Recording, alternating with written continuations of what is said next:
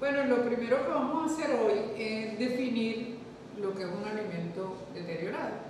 Como un alimento lo podemos calificar con esa palabra cuando pierde su condición de seguridad o de inocuidad, son palabras sinónimas. Eso quiere decir que se han modificado sus características organolépticas, o sea, su color, su sabor, su olor, sus características nutricionales, pero también han perdido algo que es su seguridad. O sea, eso quiere decir que pueden representar un riesgo a la salud del consumidor. Además, esto tiene una connotación económica. ¿Por qué? Porque el alimento que está deteriorado, la persona lo rechaza y eso trae como consecuencia de que no se lo lleva a su casa, se queda en el anaquel, porque tiene una presentación diferente a lo que él espera conseguir. Entonces, la inocuidad es algo que nos interesa a nosotros como consumidores, pero también necesariamente le interesa al industrial, porque si no, eso representa pérdida desde el punto de vista económico. Ahora, ¿cuál es la relación que tiene el deterioro de un alimento con la manipulación de alimentos? Esa relación es quizás la más importante, porque a veces no nos planteamos que eso es así. Hay algo que se conoce como buenas prácticas de manufactura, o conocida con la sigla BPM, o también como buenas prácticas de fabricación, o la sigla sería BPF, que tienen algo que es algo muy sencillo, tiene mucho que ver con sentido común, que es todo lo que se tiene que hacer en la preparación, en la fabricación de un alimento, para que esos alimentos no pierdan esa condición tan importante de inocuidad y no vayamos a enfermar a los clientes o a los consumidores. Y esas buenas prácticas de manufactura las tenemos que aplicar tanto el industrial que produce alimentos a gran escala, como las personas que hacen preparaciones en su casa, los gastrónomos, los chefs, o la gente que hace una preparación en la calle, prepara una hamburguesa o un perro caliente. Todas esas buenas prácticas de manufactura, como ya les dijimos que están relacionadas con la manipulación, las deberían conocer todo el que tiene contacto con el alimento. Es importante conocer que lo que contamina un alimento, que lo hace que pierde esa condición de inocuidad y provoca su deterioro, puede ser de diferentes naturalezas. Puede ser una naturaleza química, una naturaleza física y una naturaleza biológica. Nosotros vamos a ver de manera sencilla cómo pueden ocurrir, cómo se pueden presentar esas sustancias extrañas de distinta naturaleza en un alimento. Ellos pueden entrar en el alimento en cualquier fase de la producción, o sea, puede venir de una materia prima contaminada, se la podemos nosotros incorporar en el proceso productivo, puede incluso venir del embalaje, o podemos hacer que un alimento pierda su condición de seguridad en un transporte inadecuado. Por ejemplo, los alimentos que son refrigerados se deben transportar en cavas con refrigeración. A veces se dan los casos de que se hace un alimento seguro, pero se le entrega a alguien que haga la distribución y esa persona no cuida las condiciones en que debe transportar ese alimento y lo hace que pierden su inocuidad en esa etapa.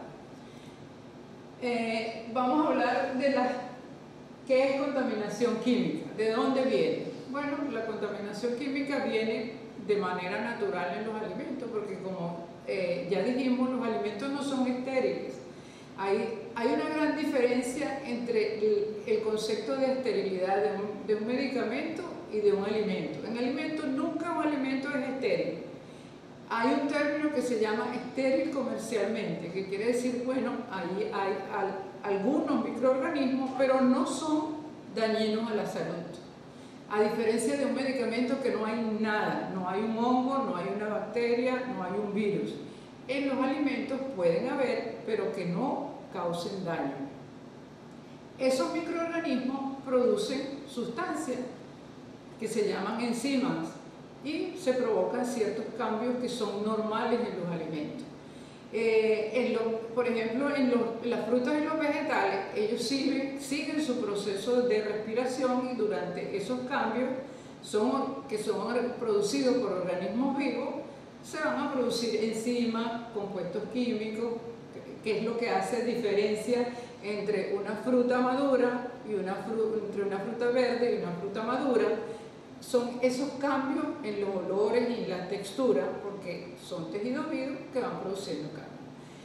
Sin embargo, esa misma composición del alimento puede provocar otras sustancias que cambian su olor y su sabor. Esos siguen siendo compuestos químicos. También tenemos el caso de la presencia de pesticidas o de plaguicidas en general, que son sustancias químicas que nosotros usamos para evitar que los cultivos se nos dañen. Y ellas pueden quedar como residuo. La presencia de ciertos pesticidas o la cantidad alta de pesticidas puede contaminar un alimento y puede hacerlo que pierda su inocuidad, o sea, su seguridad. También es el caso de se tratan los animales enfermos con medicamentos y esos medicamentos se quedan en el alimento que es de origen animal y puede provocar problemas, el alimento puede perder la seguridad. Son muchísimas las personas que son alérgicas a los antibióticos, entonces ellas tienen cuidado de no ingerir antibióticos y nunca se esperan obtener un antibiótico a través de una carne o de una leche. Y por eso es que la presencia de antibióticos se hace como un control de calidad de los alimentos de origen animal. También el caso de las hormonas. Se usan hormonas para provocar aumento de peso de los animales. O sea, acuérdense que las hormonas permiten que el animal retenga más agua y en algunos casos se han visto presencia de hormonas. Y esas hormonas, por supuesto, son sustancias químicas que van a ir a nuestro alimento. Un alimento que esté contaminado con hormonas está perdiendo su constitución de seguridad. También podemos tener sustancias químicas de los detergentes o los agentes saneadores que utilizamos en la industria de alimentos o en nuestra casa. Otras sustancias químicas que la gente los conoce mucho, que son los aditivos. Los aditivos son un mal necesario, son sustancias químicas, pero son necesarios en la industria de alimentos. Lo único es que hay una dosificación permitida y además deben controlarse, porque siempre va a haber personas inescrupulosas que piensan que poniendo mayor cantidad de aditivos, de ciertos aditivos, ellos tapan malas prácticas de manufactura. Entonces, son un mal necesario. Sin los aditivos nosotros no pudiéramos consumir alimentos que nos vienen de unas regiones muy lejanas o alimentos que nosotros no producimos porque las condiciones climatológicas no lo permiten. Entonces, nosotros obtenemos esos alimentos que vienen de esos sitios a los cuales se le han añadido aditivos. También los materiales de empaque pueden ser fuentes de contaminación química. Uno de los controles que se hace a los empaques y a los envases es la no migración de esos constituyentes a los alimentos.